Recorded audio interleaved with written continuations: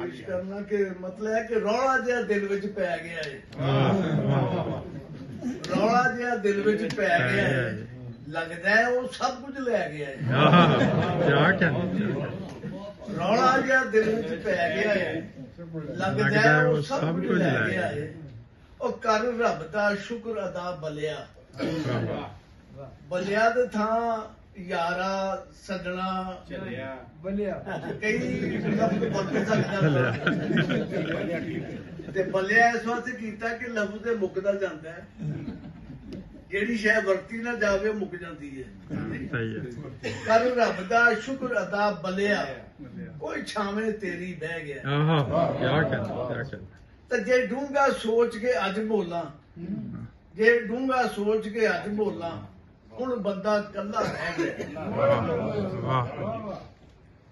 शेरे गल ओदे नाल ते दिल दी सी, गल ओदे नाल ते दिल दी सी, अखियां भी साथों लै गया। गल ओदे नाल ते दिल दी सी, अखियां भी साथों लै गया है। ते शेरे घर रहिंदे नाल वसेबे दे, वसेबा वसों रिहाइश, घर रहिंदे नाल वसेबे दे, दिल वाला कोठा ढह गया। जो हाल है पाकिस्तान च कि माड़े नू तगड़ा इंज पैंदा, माड़े नू तगड़ा इंज पैंदा, कुकड़ा नू बिल्ला पै गया।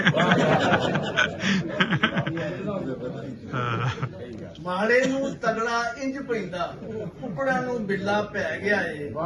ते पिंडां दी जिहड़ी जिंदगी है कि मुढ़ बज गया खून खराबे दा, इस गल तो पता हो जाना कि तू बूहे दे को खंघ के क्यों लंघिया।